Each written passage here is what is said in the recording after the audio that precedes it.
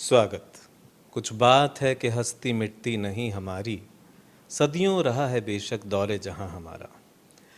ਜਦੋਂ ਅਸੀਂ ਇਹ ਗੱਲਾਂ ਕਰਦੇ ਹਾਂ ਤਾਂ ਫਿਰ ਸਾਨੂੰ ਮਹਿਸੂਸ ਹੁੰਦਾ ਹੈ ਕਿ ਰਾਜਨੀਤੀ ਦੇ ਵਿੱਚ ਵੀ ਕੁਝ ਲੋਕ ਜਿਹਨੂੰ ਕਹਿੰਦੇ ਆ ਨਾ ਕਿ ਥੰਮ ਉਹ ਹੁੰਦੇ ਨੇ ਜਿਨ੍ਹਾਂ ਦੇ ਕਰਕੇ ਇੱਕ ਪਾਰਟੀ ਦੀ ਇੱਕ ਸਿਆਸਤਦਾਨ ਦੀ ਸੱਤਾ ਜਿਹੜੀ ਹੈ ਉਹ ਕਾਇਮ ਰਹਿੰਦੀ ਹੈ। ਅੱਜ ਅਸੀਂ ਇੱਕ ਇਹੋ ਜਿਹੇ ਥੰਮ ਦੇ ਨਾਲ ਤੁਹਾਡੀ ਮੁਲਾਕਾਤ ਕਰਵਾਉਣ ਜਾ ਰਹੇ ਹਾਂ ਜਿਨ੍ਹਾਂ ਦੇ ਕਰਕੇ ਭਾਰਤੀ ਜਨਤਾ ਪਾਰਟੀ ਦਾ ਇੱਕ ਬਹੁਤ ਵੱਡਾ ਸੁਨਹਿਰੀ ਸਫ਼ਰ ਜਿਹੜਾ ਉਹ ਤੈਅ ਹੋਇਆ। ਸੋ ਆਓ ਅੱਜ ਅਸੀਂ ਮੁਲਾਕਾਤ ਕਰਦੇ ਹਾਂ ਅਨਿਲ ਜੀ ਦੇ ਨਾਲ ਔਰ ਇਹਨਾਂ ਦੇ ਨਾਲ ਅਸੀਂ ਗੱਲਬਾਤ ਕਰਨ ਤੋਂ ਪਹਿਲੇ ਤੁਹਾਨੂੰ ਦੱਸ ਦਈਏ ਕਿ ਭਾਰਤੀ ਜਨਤਾ ਪਾਰਟੀ ਦੇ ਜਨਰਲ ਸਕੱਤਰ ਦੇ ਤੌਰ 'ਤੇ ਇਹ ਸੇਵਾਵਾਂ ਦੇ ਰਹੇ ਨੇ ਔਰ 2 ਵਾਰੀ ਇਹ ਲਗਾਤਾਰ ਇਸ ਅਹੁਦੇ ਦੇ ਉੱਤੇ ਰਹੇ ਨੇ। ਬਹੁਤ ਬਹੁਤ ਸਵਾਗਤ। ਖੁਸ਼ਬੂ ਪੰਜਾਬ ਦੀ ਚੈਨਲ ਦਾ ਮੈਂ ਬਹੁਤ ਧੰਨਵਾਦ ਕਰਦਾ ਜਿਨ੍ਹਾਂ ਨੇ ਮੈਨੂੰ ਇਸ ਕਾਬਲ ਸਮਝਿਆ ਵੀ ਮੈਂ ਪੰਜਾਬ ਦੀ ਰਾਜਨੀਤੀ ਦੇ ਬਾਰੇ ਕੋਈ ਗੱਲਬਾਤ ਕਰਾਂ। ਸੋ ਧੰਨਵਾਦ ਸਾਰਿਆਂ ਦਾ ਜਿਹੜੇ ਵੀ ਮੇਰੀ ਇਸ ਇੰਟਰਵਿਊ ਨੂੰ ਲੈਣ ਆਏ ਆ। ਬਹੁਤ ਧੰਨਵਾਦ। ਪਹਿਲੇ ਤਾਂ ਭਾਜੀ ਇਹ ਦੱਸੋ ਵੀ ਤੁਹਾਡਾ ਜਿਹੜਾ ਪੋਲਿਟਿਕਸ ਦਾ ਸਫ਼ਰ ਹੈ, ਜੇ ਮੈਂ ਇਹ ਕਹਾਂ ਕਿ ਡਰਟੀ ਪੋਲਿਟਿਕਸ ਸ਼ਾਇਦ ਉਹ ਸਹੀ ਨਹੀਂ ਹੋਏਗਾ ਕਿਉਂਕਿ ਪੋਲਿਟਿਕਸ ਦੇ ਵਿੱਚ ਜੇ ਤੁਹਾਡੇ ਵਰਗੇ ਬੰਦੇ ਵੀ ਹੈ ਨੇ ਤੇ ਇਹਦਾ ਮਤਲਬ ਵੀ ਉਹ ਡਰਟੀ ਤਾਂ ਨਹੀਂ ਹੋਏਗੀ, ਬਹੁਤ ਸਾਫ਼ ਸੁਥਰੀ ਹੋਏਗੀ। ਇਸ ਪੋਲਿਟਿਕਸ ਦੇ ਵਿੱਚ ਤੁਹਾਡਾ ਜਿਹੜਾ ਸਫ਼ਰ ਹੈ ਔਰ ਤਜਰਬਾ ਹੁਣ ਤੱਕ ਦਾ ਕਿਹੋ ਜਿਹਾ ਰਿਹਾ? ਦੇਖੋ, ਜਿਹੜਾ ਤੁਸੀਂ ਪਹਿਲੇ ਮੈਨੂੰ ਇਹ ਲਫ਼ਜ਼ ਕਿਹਾ ਡਰਟੀ ਪੋਲਿਟਿਕਸ, ਜਦੋਂ ਦੇ ਅਸੀਂ ਪੋਲਿਟਿਕਸ ਦੇ ਵਿੱਚ ਆਏ ਹਾਂ ਉਦੋਂ ਪੋਲਿਟਿਕਸ ਡਰਟੀ ਨਹੀਂ ਸੀ। ਉਦੋਂ ਤਾਂ ਸਾਡਾ ਇੱਕ ਸਫ਼ਰ ਸੀ ਵੀ ਅਸੀਂ ਹਿੰਦੁਸਤਾਨ ਨੂੰ ਬਹੁਤ ਹੀ ਅੱਛਾ ਸੋਨੇ ਦੀ ਚਿੜੀਆ ਵਰਗਾ ਦੇਸ਼ ਬਣਾਉਣਾ ਹੈ, ਜਿਹੜੇ ਕਿ ਸਾਡੇ ਲੀਡਰਾਂ ਨੇ ਉਹ ਸੁਪਨਾ ਜਿਹੜਾ ਸਜੋਇਆ ਸੀ। ਮਾਨਯੋਗ ਅਟਲ ਬਿਹਾਰੀ ਵਾਜਪੇਈ ਜੀ ਜਿਹੜੇ ਸਾਡੇ ਪੂਰਵ ਪ੍ਰਧਾਨ ਮੰਤਰੀ ਰਹੇ ਆ, ਉਹਨਾਂ ਨੇ ਜੋ ਸੁਪਨੇ ਸਜੋਏ ਸੀ ਅਸੀਂ ਉਹਨਾਂ ਨੂੰ ਪੂਰਾ ਕਰਨ ਦੇ ਲਈ ਜਿਹੜਾ ਉਹ ਰਾਜਨੀਤੀ ਦੇ ਵਿੱਚ ਆਏ। ਸੋ ਮੈਂ ਜ਼ਰੂਰੀ ਦੱਸਣਾ ਸਮਝਾਂਗਾ ਵੀ ਮੈਂ ਬਚਪਨ ਤੋਂ ਹੀ ਰਾਜਨੀਤੀ ਦੇ ਵਿੱਚ ਹਾਂ। ਅੱਛਾ। ਸੋ ਮੇਰੇ ਪਿਤਾ ਜੀ ਰਾਸ਼ਟਰੀ ਸਵੈਮ ਸੇਵਕ ਸੰਘ ਦੇ RSS ਦੇ ਕਾਰਜਕਰਤਾ ਸੀਗੇ, ਜਨ ਸੰਘ ਦੇ ਉਹ ਫਾਊਂਡਰ ਮੈਂਬਰ ਸੀਗੇ। ਅਸੀਂ ਜਦੋਂ ਵੀ ਆਪਣੇ ਪਿਤਾ ਜੀ ਦੇ ਨਾਲ ਕਿਸੇ ਕਾਰਜਕ੍ਰਮ 'ਤੇ ਜਾਣਾ ਤੇ ਸਾਨੂੰ ਉੱਥੋਂ ਸਮਾਜ ਦੀ ਸੇਵਾ ਕਿੱਦਾਂ ਕਰਨੀ ਹੈ ਉਹ ਸਿੱਖਣ ਨੂੰ ਮਿਲਦਾ ਸੀਗਾ। ਸੋ ਉਸ ਕਰਕੇ ਮੈਂ ਆਪਣੇ ਪਿਤਾ ਜੀ ਦੇ ਦੇਹਾਂਤ ਤੋਂ ਬਾਅਦ ਰਾਜਨੀਤੀ ਦੇ ਵਿੱਚ ਜਿਹੜਾ ਉਹ ਆਪਣਾ ਸਫ਼ਰ ਤੈਅ ਕਰਨ ਲਈ ਆਇਆ। ਕਦੋਂ ਕਿ ਇਹ ਤੁਹਾਡੀ ਜਿਹਨੂੰ ਕਹਿੰਦੇ ਨਾ ਵੀ ਰਸਮੀ ਤੌਰ 'ਤੇ ਸ਼ਮੂਲੀਅਤ ਜਿਹੜੀ ਹੈ ਉਹ ਸਿਆਸਤ ਦੇ ਵਿੱਚ ਹੋਈ?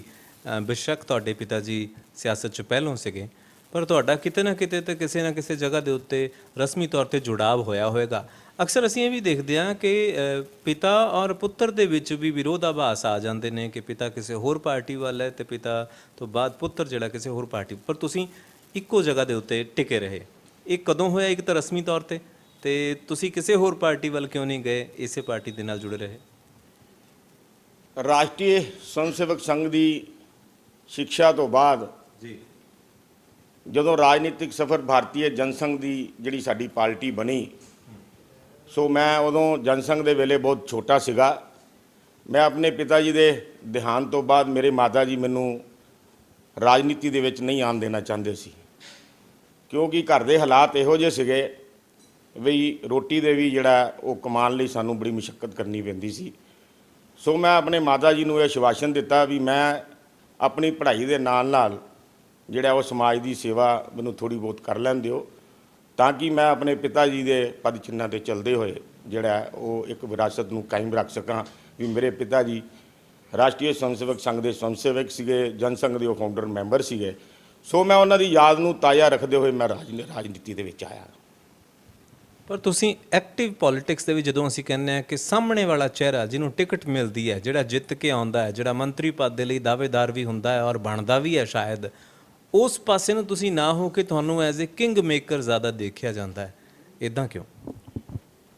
ਇਸ ਤਰ੍ਹਾਂ ਸਾਨੂੰ ਰਾਸ਼ਟਰੀ ਸਵੈਮ ਸੇਵਕ ਸੰਘ ਨੇ ਇੱਕੋ ਗੱਲ ਸਿਖਾਈ ਹੈ ਵੀ ਅਸੀਂ ਰਾਜਨੀਤੀ ਦੇ ਵਿੱਚ ਰਹਿ ਕੇ ਵੀ ਜਿਹੜੀ ਹੈ ਉਹ ਸਮਾਜ ਦੀ ਸੇਵਾ ਕਰਨੀ ਹੈ। ਸੋ ਮੈਂ ਕਦੀ ਇਲੈਕਸ਼ਨ ਲੜਨ ਬਾਰੇ ਵਿਚਾਰ ਕਦੀ ਵੀ ਨਹੀਂ ਸੀ ਕੀਤਾ ਅਤੇ ਨਾ ਹੀ ਮੇਰਾ ਕਦੀ ਵਿਚਾਰ ਬਣਦਾ ਰਿਹਾ।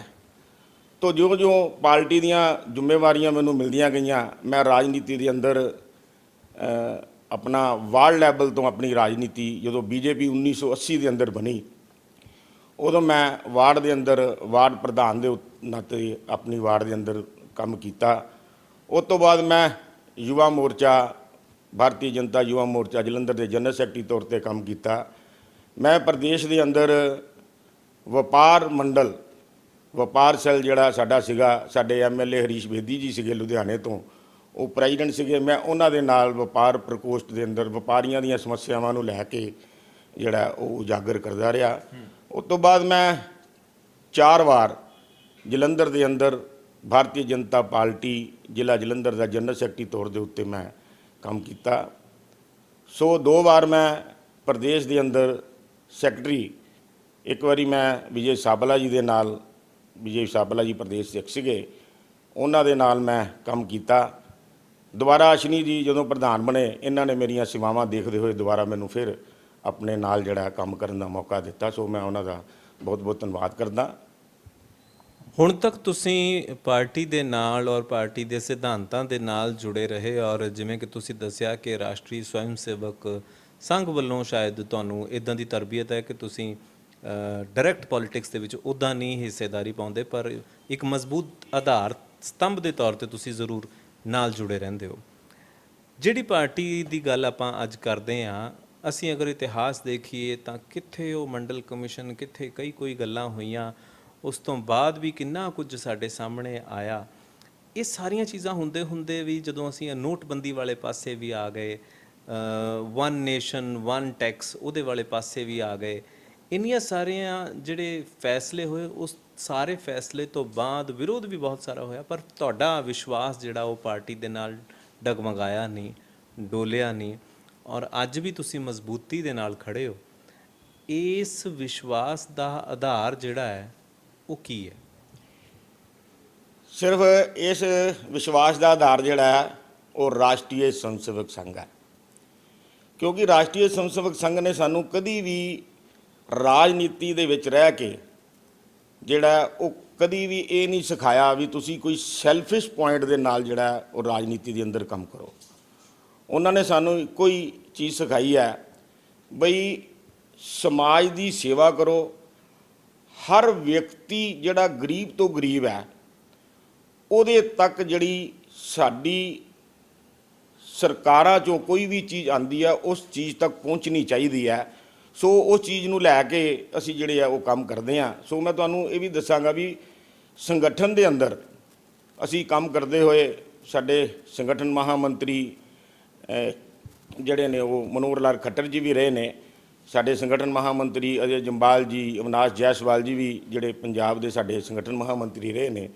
ਸੋ ਇਹਨਾਂ ਦੇ ਮਾਰਗਦਰਸ਼ਨ ਹੇਤੂ ਜੇ ਸਾਨੂੰ ਜਲੰਧਰ ਦੇ ਅੰਦਰ ਜਾਂ ਪੰਜਾਬ ਦੇ ਅੰਦਰ ਕੋਈ ਜ਼ਿੰਮੇਵਾਰੀ ਨਹੀਂ ਵੀ ਸੀ ਮਿਲਦੀ, ਸਾਨੂੰ ਇਹ ਅਦਰ ਸਟੇਟ ਜਿੱਥੇ ਕਿ ਜਿਹੜਾ ਕੰਮ ਇਲੈਕਸ਼ਨ ਹੁੰਦੇ ਸੀ ਉੱਥੇ ਕੰਮ ਕਰਨ ਦਾ ਜਿਹੜਾ ਮੌਕਾ ਸਾਨੂੰ ਇਹਨਾਂ ਨੇ ਦਿੱਤਾ ਵੀ ਤੁਸੀਂ ਜਾਓ ਤੇ ਉੱਥੇ ਸੰਗਠਨ ਦੀ ਇਸ ਢੰਗ ਨਾਲ ਪਲੈਨਿੰਗ ਕਰੋ ਜੇ ਅਸੀਂ ਉੱਥੇ ਪਾਰਟੀ ਨੂੰ ਜਿਤਾ ਸਕੀਏ। ਸੋ ਮੈਂ ਉਹਨਾਂ ਨੇ ਮੈਨੂੰ ਪਾਲਮਪੁਰ ਵਿਧਾਨ ਸਭਾ ਦੇ ਅੰਦਰ ਜਿਹੜਾ ਉੱਥੇ ਇੰਚਾਰਜ ਬਣਾ ਕੇ ਭੇਜਿਆ। ਸੋ ਅਜੇ ਜੰਬਾਲ ਜੀ ਸਾਡੇ ਸੰਗਠਨ ਮਹਾਮੰਤਰੀ ਸੀਗੇ, ਉਹਨਾਂ ਨੇ ਮੈਨੂੰ ਤ੍ਰਿਨਗਰ ਵਿਧਾਨ ਸਭਾ ਦਿੱਲੀ ਦੇ ਅੰਦਰ ਇੰਚਾਰਜ ਬਣਾ ਕੇ ਭੇਜਿਆ। ਮੈਂ ਪਾਣੀਪਤ ਰੁਖਤਾ ਰੇਵੜੀ ਜੀ ਉੱਥੋਂ ਐਮਐਲਏ ਬਣੇ, ਮੈਂ ਉੱਥੇ ਇੰਚਾਰਜ ਜਿਹੜਾ ਉਹ ਬਣ ਕੇ ਗਿਆ। ਸੋ ਮੈਨੂੰ ਅਲੱਗ-ਅਲੱਗ ਸਟੇਟਾਂ ਦੇ ਅੰਦਰ ਵੀ ਪਾਰਟੀ ਨੇ ਮੇਰੇ ਕੋਲ ਕੰਮ ਲਿੱਤਾ। ਸੋ ਮੈਨੂੰ ਮੌਕਾ ਮਿਲਿਆ ਕਾਫੀ ਕੁਝ ਜਿਹੜੀਆਂ ਅਦਰ ਸਟੇਟਾਂ 'ਚੋਂ ਵੀ ਪਾਰਟੀ ਨੂੰ ਕਿਸ ਢੰਗ ਦੇ ਨਾਲ ਚਲਾਈਦਾ। ਉਹ ਸੋ ਮੈਂ ਨਿਚਲੇ ਕਾਰਜਕਰਤਾ ਤੋਂ ਵੀ ਮੈਨੂੰ ਸਿੱਖਣ ਦਾ ਜਿਹੜਾ ਉਹ ਮੌਕਾ ਮਿਲਿਆ। ਸੋ ਇਸੇ ਹੀ ਅੱਜ ਮੈਂ ਉਸ ਸਿੱਖ ਕੇ ਸੋ ਮੈਂ ਲਾਲਚ ਦੇ ਅੰਦਰ ਨਾ ਪਨਪਦਾ ਹੋਇਆ, ਸਿਰਫ ਸੰਗਠਨ ਨੂੰ ਮਜ਼ਬੂਤੀ ਦੇਣ ਦੇ ਲਈ ਪਾਰਟੀ ਜਿਹੜੀ ਉਹ ਮੇਰੇ ਕੋਲ ਕੰਮ ਲੈਂਦੀ ਹੈ। ਸੋ ਮੈਂ ਚੁਣਾਵਾਂ ਦੇ ਅੰਦਰ ਕਦੀ ਜਿਤਾਉਣ ਦੇ ਅੰਦਰ ਜ਼ਿਆਦਾ ਵਿਸ਼ਵਾਸ ਰੱਖਿਆ, ਲੜਨ ਦੇ ਅੰਦਰ ਘੱਟ। ਸੋ ਇਹੋ ਜਿਹੀਆਂ ਸੇਵਾਵਾਂ ਜਿਹੜੀਆਂ ਪਾਰਟੀ ਮੇਰੇ ਕੋਲ ਜਿਹੜੀ ਉਹ ਲੈਂਦੀ ਰਹੀ ਹੈ। ਰਾਸ਼ਟਰੀ ਸਵੈਮ ਸੇਵਕ ਸੰਘ ਜੀ ਤਾਂ ਸੇਵਾ ਦੀ ਗੱਲ ਆਉਂਦੀ ਹੈ ਤੇ ਸੇਵਾ ਤੇ ਸਿਮਰਨ ਸਾਡੀ ਪਰੰਪਰਾ ਰਹੀ ਹੈ। ਕਰੋਨਾ ਕਾਲ ਹੁਣੇ ਪਿੱਛੇ ਚੱਲ ਵੀ ਰਿਹਾ ਹੈ ਤੇ ਬਹੁਤ ਬੁਰਾ ਅਸੀਂ ਹਾਲਾਤ ਦੇਖੇ ਵੀ ਨੇ। ਇਹਨਾਂ ਹਾਲਾਤਾਂ ਦੇ ਦੌਰਾਨ ਤੁਸੀਂ ਕੀ ਮਹਿਸੂਸ ਕੀਤਾ ਔਰ ਕਿਹੜੇ-ਕਿਹੜੇ ਕੰਮ ਤੁਸੀਂ ਸਮਝਦੇ ਹੋ ਕਿ ਤੁਸੀਂ ਕਰ ਪਾਏ ਜਿਨ੍ਹਾਂ ਦੇ ਨਾਲ ਆਮ ਲੋਕਾਂ ਦਾ ਵਿਸ਼ਵਾਸ ਤੁਹਾਡੇ ਨਾਲ ਹੋਰ ਬਣਿਆ? ਬਹੁਤ ਅੱਛਾ ਸਵਾਲ ਤੁਸੀਂ ਪੁੱਛਿਆ। ਸਾਡੇ ਮਾਨਯੋਗ ਰਾਸ਼ਟਰੀ ਅਧਿਕਸ਼ ਜੇਪੀ ਨੱਡਾ ਜੀ ਨੇ, ਉਹਨਾਂ ਦੇ ਆਵਾਹਨ ਦੇ ਉੱਤੇ ਸਾਡੇ ਪ੍ਰਦੇਸ਼ ਅਧਿਕਸ਼ ਅਸ਼ਨੀ ਸ਼ਰਮਾ ਜੀ ਨੇ ਕਰੋਨਾ ਕਾਲ ਦੇ ਅੰਦਰ ਸੇਵਾ ਹੀ ਸੰਗਠਨ, ਇਸ ਨਾਤੇ ਸਾਨੂੰ ਕੰਮ ਦੀ ਜ਼ਿੰਮੇਵਾਰੀ ਦਿੱਤੀ ਸੀ। ਸੋ ਮੈਂ ਤੁਹਾਨੂੰ ਇਹ ਦੱਸ ਦੇਣਾ ਚਾਹੁੰਦਾ ਕਿ 11 ਜ਼ਿਲ੍ਹੇ ਜਿਹੜੇ ਆ ਉਹ ਸਾਡੇ ਪ੍ਰਦੇਸ਼ ਦੇ ਅਸ਼ਨੀ ਸ਼ਰਮਾ ਜੀ ਨੇ ਕਰੋਨਾ ਕਾਲ ਦੇ ਅੰਦਰ ਜਿਹੜੇ ਆ ਮੈਨੂੰ ਦੇਖਣ ਨੂੰ ਦਿੱਤੇ ਸੀਗੇ। ਸੋ ਅਸੀਂ ਕਰੋਨਾ ਕਾਲ ਦੇ ਅੰਦਰ ਜੋ ਸਾਨੂੰ ਸੈਂਟਰ ਵੱਲੋਂ ਆਦੇਸ਼ ਆਏ ਸੀਗੇ ਵੀ ਤੁਸੀਂ ਇਸ ਢੰਗ ਨਾਲ ਕੰਮ ਕਰਨਾ ਹੈ, ਅਸੀਂ ਜਿਹੜਾ ਵੀ ਕਰੋਨਾ ਦਾ ਮਰੀਜ਼ ਉਹਨੂੰ ਲੋੜ ਹੁੰਦੀ ਸੀ ਸਾਡੇ ਹੈਲਪ ਦੀ, ਅਸੀਂ ਆਪਣੀ ਪਾਰਟੀ ਵੱਲੋਂ ਜ਼ਿਲ੍ਹਿਆਂ ਦੇ ਅੰਦਰ ਵਲੰਟੀਅਰ ਤਿਆਰ ਕੀਤੇ ਹੋਏ ਸੀ ਵੀ ਤੁਸੀਂ ਇਹਨਾਂ ਦੀ ਸੇਵਾ ਕਰਨੀ ਹੈ। ਸੋ ਸਾਡੇ ਕਾਰਜਕਰਤਾਵਾਂ ਨੇ ਜਿੱਥੇ ਰੋਟੀ ਪਹੁੰਚਾਉਣ ਦਾ ਸੀਗਾ, ਮੰਨ ਲਓ ਉਹਨਾਂ ਦਾ ਪਰਿਵਾਰ ਜਿਹੜਾ ਉਹ ਹਸਪੀਟਲ ਦੇ ਅੰਦਰ ਆਪਣੇ ਕਰੋਨਾ ਦੇ ਮਰੀਜ਼ ਦੀ ਦੇਖਭਾਲ ਕਰ ਰਿਹਾ ਹੈ, ਅਸੀਂ ਉਹਨਾਂ ਦੇ ਮਰੀਜ਼ਾਂ ਨੂੰ ਖਾਣਾ ਦੇਣਾ, ਜਾਂ ਉਹਦੇ ਪਰਿਵਾਰ ਦੇ ਅੰਦਰ ਕਿਸੇ ਵੇਲੇ ਸਾਰੇ ਹੀ ਜਿਹੜੇ ਆ ਉਹ ਸੰਕਰਮਿਤ ਹੈ, ਉਹਨਾਂ ਦੇ ਪਰਿਵਾਰ ਨੂੰ ਜਿਹੜਾ ਉਹ ਜੋ ਡਾਕਟਰਾਂ ਨੇ ਕਿਹਾ ਉਹਦੇ ਪਰਿਵਾਰ ਦੀ ਦੇਖ ਰੇਖ ਕੋਈ ਨਹੀਂ ਕਰ ਸਕਦਾ, ਉਹਨਾਂ ਨੂੰ ਖਾਣਾ ਦੇਣਾ। ਜਿਹੜੇ ਕੋਈ ਕਰੋਨਾ ਦੇ ਮਰੀਜ਼ ਨੂੰ ਕੋਈ ਲਿਜਾਣ ਨੂੰ ਤਿਆਰ ਨਹੀਂ, ਤੇ ਸਾਡੇ ਜਿਹੜੇ ਭਾਰਤੀ ਜਨਤਾ ਪਾਰਟੀ ਦੇ ਕਾਰਜਕਰਤਾ ਸੀ, ਵਲੰਟੀਅਰ ਸੀ, ਜੋ ਸਾਨੂੰ ਆਦੇਸ਼ ਸੀਗਾ ਸੈਂਟਰ ਵੱਲੋਂ, ਪ੍ਰਦੇਸ਼ ਵੱਲੋਂ, ਅਸੀਂ ਹਰ ਕਰੋਨਾ ਦੇ ਮਰੀਜ਼ ਦੀ ਯਥਾ ਸ਼ਕਤੀ ਹੈਲਪ ਕਰਨ ਦੀ ਕੋਸ਼ਿਸ਼ ਕੀਤੀ। ਮੈਂ ਤੁਹਾਨੂੰ ਇਹ ਵੀ ਜ਼ਰੂਰ ਤੁਹਾਡੇ ਚੈਨਲ ਦੇ ਮਾਧਿਅਮ ਰਾਹੀਂ ਦੱਸਣਾ ਠੀਕ ਸਮਝਾਂਗਾ, ਸਾਨੂੰ ਬਾਹਰਲੀਆਂ ਸਟੇਟਾਂ ਤੋਂ ਵੀ ਕਈ ਵਾਰੀ ਫੋਨ ਆਏ, ਬਾਹਰਲੇ ਜ਼ਿਲ੍ਹਿਆਂ ਤੋਂ ਫੋਨ ਆਏ ਵੀ ਸਾਡੇ ਰਿਸ਼ਤੇਦਾਰ ਇੱਦਾਂ ਜਿਹੜੇ ਆ, ਕਿਉਂਕਿ ਸਾਡੇ ਜਿਹੜੇ ਨੰਬਰ ਨੇ ਹੈਲਪਲਾਈਨ ਜਿਹੜੇ ਆ ਉਹ ਅਸੀਂ ਸਰਵਜਨਕ ਫੇਸਬੁੱਕ ਤੇ ਕੀਤੇ ਹੋਏ ਸੀਗੇ। ਉਹਦੇ ਨਾਤੇ ਸਾਡੇ ਕੋਲੋਂ ਬਾਹਰੋਂ ਵੀ ਫੋਨ ਆਉਂਦੇ ਸੀ ਵੀ ਸਾਡੇ ਜਿਹੜੇ ਮਰੀਜ਼ ਨੇ ਉਹ ਇੱਦਾਂ ਫਲਾਣੇ ਹਸਪੀਟਲ ਦੇ ਅੰਦਰ ਜਿਹੜੇ ਆ ਉਹ ਦਾਖਲ ਹੈ, ਤੇ ਤੁਸੀਂ ਜੇ ਉਹਨਾਂ ਦੀ ਯਥਾ ਸ਼ਕਤੀ ਉਹਨਾਂ ਨੂੰ ਇੰਜੈਕਸ਼ਨ ਦਵਾਉਣਾ ਜਾਂ ਕਰਨਾ, ਅਸੀਂ ਫਿਰ SMO ਨੂੰ, CM ਨੂੰ ਜਾਂ DC ਸਾਹਿਬ ਨਾਲ ਜਿਹੜੇ ਆ ਉਹ ਗੱਲ ਕਰਕੇ ਜਿਹੜਾ ਉਹਨਾਂ ਨੂੰ ਪ੍ਰੋਵਾਈਡ ਕਰਾਉਣ ਦੀ ਅਸੀਂ ਜਿਹੜੀ ਆ ਉਹ ਕੋਸ਼ਿਸ਼ ਕਰਦੇ ਸੀ। ਸੋ ਸਾਡੀਆਂ ਕਾਫੀ ਹੱਦ ਤੱਕ ਜਿਹੜੀਆਂ ਕੋਸ਼ਿਸ਼ਾਂ ਉਹ ਸਫਲ ਵੀ ਹੋਈਆਂ। ਕਹਿੰਦੇ ਨੇ ਕਿ ਇੱਕ ਵਿਅਕਤੀ ਜਿਹੜਾ ਹੈ ਉਹ ਸਮਾਜ ਦਾ ਆਧਾਰ ਹੁੰਦਾ ਹੈ, ਤੇ ਸਮਾਜ ਦੇ ਸੁਹਿਰਦ ਹੋਣ ਦੇ ਵਿੱਚ, ਸਮਾਜ ਦੇ ਸੰਤੁਲਿਤ ਹੋਣ ਦੇ ਵਿੱਚ ਉਸ ਵਿਅਕਤੀ ਦੀ ਬੜੀ ਵੱਡੀ ਭੂਮਿਕਾ ਹੁੰਦੀ ਹੈ। ਔਰ ਵਿਅਕਤੀ ਬਣਦਾ ਹੈ ਵਿਚਾਰਾਂ ਤੋਂ, ਤੇ ਵਿਚਾਰ ਸਾਨੂੰ ਅਨੁਭਵ ਤੋਂ ਮਿਲਦੇ ਨੇ। ਜਦੋਂ ਇੱਕ ਵਿਅਕਤੀ ਆਪਣੀ ਜ਼ਿੰਦਗੀ ਦਾ ਇੱਕ ਤਵੀਲ ਅਰਸਾ ਤੈਅ ਕਰਨ ਤੋਂ ਬਾਅਦ ਕਿਸੇ ਤਜਰਬੇ ਤੇ ਪਹੁੰਚਦਾ ਹੈ, ਤਾਂ ਉਹ ਵਿਚਾਰ ਸਮਾਜ ਨਾਲ ਸਾਂਝੇ ਕਰਕੇ ਜਾਂਦਾ ਹੈ, ਤਾਂ ਉਹਨਾਂ ਵਿਚਾਰਾਂ ਤੋਂ ਅਗਲੀ ਪੀੜ੍ਹੀ ਸੇਧ ਲੈਂਦੀ ਹੈ। ਤੁਹਾਡੀ ਨਜ਼ਰ ਦੇ ਵਿੱਚ ਜੋ ਵਿਚਾਰ ਤੁਹਾਨੂੰ ਮਿਲੇ, ਉਹ ਤੁਹਾਨੂੰ as a individual, as a ਵਿਅਕਤੀ ਇੱਕ ਬਿਹਤਰ ਇਨਸਾਨ ਬਣਾ ਪਾਏ, ਜਾਂ ਕਿ ਤੁਹਾਨੂੰ ਇਹ ਲੱਗਦਾ ਹੈ ਕਿ ਤੁਹਾਡੀ ਪਹਿਚਾਣ ਸਿਰਫ BJP ਕਰਕੇ ਹੈ ਜਾਂ ਸੰਗਠਨ ਕਰਕੇ ਹੀ ਹੈ? ਦੇਖੋ, ਅਸੀਂ ਰਾਜਨੀਤੀ ਦੇ ਹੋਣ ਦੇ ਨਾਤੇ ਅਸੀਂ ਇੱਕ ਵਪਾਰੀ ਵੀ ਹਾਂ। ਮੇਰਾ ਕੱਪੜੇ ਦਾ ਕਾਰੋਬਾਰ ਹੈ। ਰਾਸ਼ਟਰੀ ਸਵਮ ਸੇਵਕ ਸੰਘ ਨੇ ਜਿਹੜੀ ਸਾਨੂੰ ਸਿੱਖਿਆ ਦਿੱਤੀ ਹੈ, ਅਸੀਂ ਉਸ ਸਿੱਖਿਆ ਦੇ ਆਧਾਰ ਨੂੰ ਲੈ ਕੇ ਹੀ ਆਪਣੇ ਬਿਜ਼ਨਸ ਨੂੰ, ਆਪਣੇ ਸਮਾਜ ਦੀ ਸੇਵਾ ਕਰਦੇ ਹਾਂ। ਜਿਹੜਾ ਤੁਸੀਂ ਸਵਾਲ ਪੁੱਛਿਆ ਵੀ ਆਉਣ ਵਾਲੀ ਜਿਹੜੀ ਪੀੜ੍ਹੀ ਹੈ, ਉਹ ਵੀ ਮੈਂ ਤੁਹਾਡੇ ਨਾਲ ਸ਼ੇਅਰ ਕਰਨੀ ਚਾਹਾਂਗਾ। ਅਸੀਂ ਆਪਣੇ ਬੱਚਿਆਂ ਨੂੰ ਵੀ ਰਾਸ਼ਟਰੀ ਸਵਮ ਸੇਵਕ ਸੰਘ ਦੀ ਸਿੱਖਿਆ ਲੈਣ ਲਈ ਭੇਜਦੇ ਹਾਂ, ਕਿਉਂਕਿ ਅਮੂਮਨ ਕਈ ਵਾਰੀ ਸਾਨੂੰ ਕੁਐਸਚਨ ਪੁੱਛਿਆ ਜਾਂਦਾ ਵੀ ਰਾਸ਼ਟਰੀ ਸਵਮ ਸੇਵਕ ਸੰਘ ਜਿਹੜਾ ਉਹ ਕੀ ਕਰਦਾ ਹੈ। ਮੈਂ ਉਹਨਾਂ ਨੂੰ ਹਮੇਸ਼ਾ ਹੀ ਇੱਕੋ ਗੱਲ ਦਾ ਜਵਾਬ ਦਿੰਦਾ। ਕਈ ਵਾਰੀ TV ਚੈਨਲ ਦੇ ਉੱਤੇ, ਡਿਬੇਟ ਦੇ ਉੱਤੇ ਮੈਂ ਗਿਆ ਵੀ ਤੁਸੀਂ ਇੱਕ ਵਾਰੀ ਸਾਡੀ ਸ਼ਾਖਾ 'ਤੇ ਜ਼ਰੂਰ ਆਓ, ਤਾਂ ਕਿ ਤੁਸੀਂ ਆ ਕੇ ਦੇਖੋ ਜ਼ਰੂਰ ਵੀ ਅਸੀਂ ਉੱਥੇ ਕੀ ਕਰਦੇ ਹਾਂ। ਅਸੀਂ ਤਾਂ ਸਵੇਰੇ ਸ਼ਾਖਾ 'ਤੇ ਜਾ ਕੇ ਨਿਤਨੇਮ ਕਰਦੇ ਹਾਂ, ਆਪਣੇ ਸਰੀਰ ਨੂੰ, ਸਾਡਾ ਸਰੀਰ ਠੀਕ ਰਹੇ, ਤੰਦਰੁਸਤ ਰਹੇ, ਉਹਦੇ ਲਈ ਸਾਡੇ ਜਿਹੜੇ ਆ ਉੱਥੇ ਦੇ ਮੁੱਖ ਸਿੱਖਿਅਕ ਜਿਹੜੇ ਆ ਸਾਨੂੰ ਐਕਸਰਸਾਈਜ਼ ਕਰਾਉਂਦੇ ਆ। ਸੋ ਆਪਾਂ ਉਹਦੇ ਤੋਂ ਬਾਅਦ ਪ੍ਰਾਰਥਨਾ ਕਰਦੇ ਹਾਂ, ਪ੍ਰਾਰਥਨਾ ਤੋਂ ਬਾਅਦ ਪ੍ਰਭੂ ਦਾ ਸਿਮਰਨ ਕਰਦੇ ਹਾਂ, ਵਾਹਿਗੁਰੂ ਦਾ ਨਾਮ ਲੈਂਦੇ ਹਾਂ, ਪ੍ਰਭੂ ਸ਼੍ਰੀ ਰਾਮ ਦਾ ਨਾਮ ਲੈਂਦੇ ਹਾਂ, ਤੇ ਆਪਣੇ ਘਰ ਨੂੰ ਆਉਂਦੇ ਹਾਂ। ਉਸ ਤੋਂ ਬਾਅਦ ਜਿਹੜੀਆਂ ਸਾਡੀਆਂ ਕਈ ਵਾਰੀ ਬੈਠਕਾਂ BJP ਦੀਆਂ ਜਾਂ ਸੰਘ ਦੀਆਂ ਬੈਠਕਾਂ ਵੀ ਹੁੰਦੀਆਂ, ਉਹਦੇ ਅੰਦਰ ਵੀ ਸਾਨੂੰ ਸਿਰਫ ਸਮਾਜ ਦੀ ਸੇਵਾ ਕਰਨ ਦੇ ਲਈ ਹੀ ਸਾਨੂੰ ਜਿਹੜਾ ਉਹ ਪ੍ਰੋਤਸਾਹਨ ਕੀਤਾ ਜਾਂਦਾ। ਸਾਨੂੰ ਕਿਸੇ ਰਾਜਨੀਤੀ ਦੇ ਅੰਦਰ ਜਿਹੜਾ ਕਿਸੇ ਨਾਲ ਦਵੇਸ਼ ਕਰਨਾ ਜਾਂ ਕਿਸੇ ਦੇ ਨਾਲ ਕੋਈ ਉੱਚੀ ਨੀਚੀ ਗੱਲ ਕਰਨਾ, ਉਹ ਸਾਡੇ ਸੁਭਾਅ ਦੇ ਅੰਦਰ ਉਹਨਾਂ ਨੇ ਜਿਹੜੀ ਹੈ ਉਹ ਸਿੱਖਿਆ ਨਹੀਂ ਦਿੱਤੀ। ਹੋ ਸਕਦਾ ਮੈਂ, ਜਿਸ ਤਰ੍ਹਾਂ ਤੁਸੀਂ ਪੁੱਛਿਆ ਕਿਸੇ ਅਦਰ ਪਾਰਟੀ ਦੇ ਅੰਦਰ, ਹੋ ਸਕਦਾ ਮੈਂ ਕਿਸੇ ਅਦਰ ਪਾਰਟੀ ਦੇ ਅੰਦਰ ਹੁੰਦਾ ਤੇ ਮੈਂ ਵੀ ਸ਼ਾਇਦ ਰਾਤ ਨੂੰ ਹੋਟਲਾਂ ਦੇ ਅੰਦਰ ਬਹਿ ਕੇ ਕਿਤੇ ਬੈਠਾ ਹੁੰਦਾ। ਇਹ ਸਾਡੀ ਰਾਸ਼ਟਰੀ ਸਵੈਮ ਸੇਵਕ ਸੰਘ ਦੀ ਸਿੱਖਿਆ ਦਾ ਹੀ ਕਮਾਲ ਹੈ ਵੀ ਮੈਂ ਆਪਣੇ ਪਰਿਵਾਰ ਦੇ ਅੰਦਰ ਜਿਹੜਾ ਉਸ ਦਿਨ ਰਾਤ ਜਿਹੜਾ ਬੈਠ ਕੇ ਆਪਣਾ ਜਿਹੜਾ ਉਹਨਾਂ ਨਾਲ ਵਿਚਾਰ ਕਰਕੇ ਪਰਿਵਾਰ ਨੂੰ, ਸਮਾਜ ਨੂੰ ਅੱਗੇ ਸੇਧ ਦੇਣ ਦੀ ਜਿਹੜੀ ਆ ਕੋਸ਼ਿਸ਼ ਕਰਦਾ। ਜੋ ਮੇਰੇ ਮਾਤਾ ਪਿਤਾ ਨੇ, ਜੋ ਮੇਰੇ ਸੰਸਕਾਰ ਦਿੱਤੇ ਨੇ, ਜੋ ਸਾਡੇ ਅਧਿਕਾਰੀਆਂ ਨੇ, ਭਾਰਤੀ ਜਨਤਾ ਪਾਰਟੀ ਦੇ ਜਿਹੜੇ ਸਾਡੇ ਅਧਿਕਾਰੀ ਨੇ, ਉਹਨਾਂ ਨੇ ਸੰਸਕਾਰ ਦਿੱਤੇ ਨੇ। ਹੁਣ ਨਰਿੰਦਰ ਮੋਦੀ ਜੀ ਜਿਹੜੇ ਸਾਡੇ ਅੱਜ ਪ੍ਰਧਾਨ ਮੰਤਰੀ ਨੇ, ਮੈਂ ਜ਼ਰੂਰ ਦੱਸਣਾ ਚਾਹਾਂਗਾ ਵੀ ਉਹ ਸਾਡੇ ਪੰਜਾਬ ਦੇ ਪ੍ਰਭਾਰੀ ਸੀਗੇ। ਮੈਨੂੰ ਵੀ ਜਿਹੜਾ ਮੌਕਾ ਮਿਲਿਆ, ਮੇਰਾ ਦੋਸਤ ਹੈ ਅਜੇ ਜੀ ਬੈਠੇ ਨੇ, ਇਹਨਾਂ ਨੂੰ ਵੀ, ਸਾਨੂੰ ਦੋਨਾਂ ਨੂੰ ਮੌਕਾ ਮਿਲਿਆ ਸੀ ਉਹਨਾਂ ਨੂੰ ਸਟੇਸ਼ਨ 'ਤੇ ਚੜ੍ਹਾਉਣਗੇ। ਅਤੇ ਮੈਂ ਕਿੱਡਾ ਖੁਸ਼ਕਿਸਮਤ ਹਾਂ, ਮੈਂ ਆਪਣੇ ਪ੍ਰਧਾਨ ਮੰਤਰੀ ਜਿਹੜੇ ਬਣੇ ਨੇ ਉਹਨਾਂ ਨੂੰ ਮੈਂ ਸਟੇਸ਼ਨ 'ਤੇ ਜਿਹੜਾ ਉਹ ਚੜ੍ਹਾਉਣ ਗਿਆ ਵਾਂ। ਅਤੇ ਜਦੋਂ ਜਲੰਧਰ ਆਏ ਮੈਂ ਉਹਨਾਂ ਨੂੰ ਰਿਸੀਵ ਕੀਤਾ, ਮੇਰੀ ਡਿਊਟੀ ਲੱਗੀ ਸੀ ਰਿਸੈਪਸ਼ਨ 'ਤੇ, ਅਤੇ ਮੈਂ ਉਹਨਾਂ ਨੂੰ ਦੱਸਿਆ ਵੀ ਮੈਂ ਤੁਹਾਨੂੰ ਸਟੇਸ਼ਨ 'ਤੇ ਚੜ੍ਹਾਉਣ ਗਿਆ ਸੀਗਾ। ਅਤੇ ਉਹਨਾਂ ਨੇ ਮੈਨੂੰ ਹੱਥ ਮਿਲਾ ਕੇ ਬੜਾ ਖੁਸ਼ ਹੋਏ, ਕਹਿੰਦੇ ਵੈਲ ਡਨ, ਐਸੇ ਲੱਗੇ ਰਹੋ। ਜੋ ਤੁਸੀਂ ਪਰਿਭਾਸ਼ਾ ਦੱਸੀ ਹੈ, ਜੋ ਤੁਸੀਂ ਗੱਲ ਦੱਸੀ ਹੈ, ਚਾਹੇ ਉਹ ਰਾਸ਼ਟਰੀ ਸਵੈਮ ਸੇਵਕ ਸੰਘ ਦੀ ਹੈ, ਸਮਾਜ ਦੇ ਵਿੱਚ ਅਕਸ ਜਿਹੜਾ ਕੁਝ ਉਲਟਾ ਜਾਂਦਾ ਹੈ। ਸਮਾਜ ਇਹ ਦੇਖਦਾ ਹੈ ਕਿ ਨਹੀਂ, ਜੋ ਤਰਬੀਅਤ ਤੁਸੀਂ ਲੈਂਦੇ ਹੋ ਉਹਦੇ 'ਤੇ ਤੁਹਾਡੀਆਂ ਅੱਖਾਂ ਦੇ ਉੱਤੇ ਇੱਕ ਭਗਵੇਂ ਰੰਗ ਦਾ ਚਸ਼ਮਾ ਪਾ ਦਿੱਤਾ ਜਾਂਦਾ ਹੈ। ਸਮਾਜ ਇਹ ਕਹਿੰਦਾ ਹੈ ਕਿ ਜਿੱਥੇ ਤੁਸੀਂ ਤਰਬੀਅਤ ਲੈਂਦੇ ਹੋ, ਜਿਹਦੇ ਤੁਸੀਂ ਕਹਿੰਦੇ ਹੋ ਵੀ ਪੈਟਰੀਓਟਿਕ ਜਾਂ ਦੇਸ਼ ਭਗਤੀ ਦੀ ਭਾਵਨਾ, ਉਹ ਇਹ ਕਹਿੰਦੇ ਨੇ ਕਿ ਇਹ ਇੱਕ ਸਲੋ ਪੋਇਜ਼ਨਿੰਗ ਹੈ, ਜਿਹਦੇ ਵਿੱਚੋਂ ਅੰਧ ਭਗਤ ਨਿਕਲਦੇ ਨੇ। ਜਦੋਂ ਅਸੀਂ ਅੰਧ ਭਗਤ ਨਾਮ ਦਾ ਲਫ਼ਜ਼ ਸੁਣਦੇ ਹਾਂ, ਜਦੋਂ ਅਸੀਂ ਸਲੋ ਪੋਇਜ਼ਨਿੰਗ ਦਾ ਲਫ਼ਜ਼ ਸੁਣਦੇ ਹਾਂ, ਜੇ ਤੁਸੀਂ ਇੰਨਾ ਵਧੀਆ ਕੰਮ ਕਰਦੇ ਹੋ ਤਾਂ ਫਿਰ ਸਮਾਜ ਦੇ ਵਿੱਚ ਇਹ ਭ੍ਰਾਂਤੀ ਕਿਉਂ ਹੈ ਤੇ ਅਜੇ ਤੱਕ ਦੂਰ ਕਿਉਂ ਨਹੀਂ ਹੋਈ? ਇੰਨਾ ਸਮਾਂ ਹੋ ਗਿਆ ਸਾਨੂੰ ਕੰਮ ਕਰਦੇ ਹੋਏ। ਦੇਸ਼ ਦੇ ਅੰਦਰ ਕੁਝ ਐਸੇ ਸਮਾਜ ਦੇ ਅੰਦਰ ਲੋਕ ਨੇ ਜਿਹੜੇ ਦੇਸ਼ ਨੂੰ ਤੋੜਨਾ ਚਾਹੁੰਦੇ ਆ। ਉਹ ਲੋਕ ਇਹ ਸਮੇਂ ਸਿਰ ਜਿਹੜੀਆਂ ਇਹ ਭ੍ਰਾਂਤੀਆਂ ਜਿਹੜੀਆਂ ਉਹ ਫੈਲਾਉਂਦੇ ਨੇ। ਮੈਂ ਅੱਗੇ ਵੀ ਤੁਹਾਨੂੰ ਕਿਹਾ ਵੀ ਇੱਕ ਵਾਰੀ ਤੁਸੀਂ ਸਾਡੇ ਰਾਸ਼ਟਰੀ ਸਵੈਮ ਸੇਵਕ ਸੰਘ ਦੀ ਬੈਠਕ ਦੇ ਅੰਦਰ ਜਾਂ ਤੁਸੀਂ ਸਾਡੇ ਸ਼ਾਖਾ ਦੇ ਅੰਦਰ ਆਓ।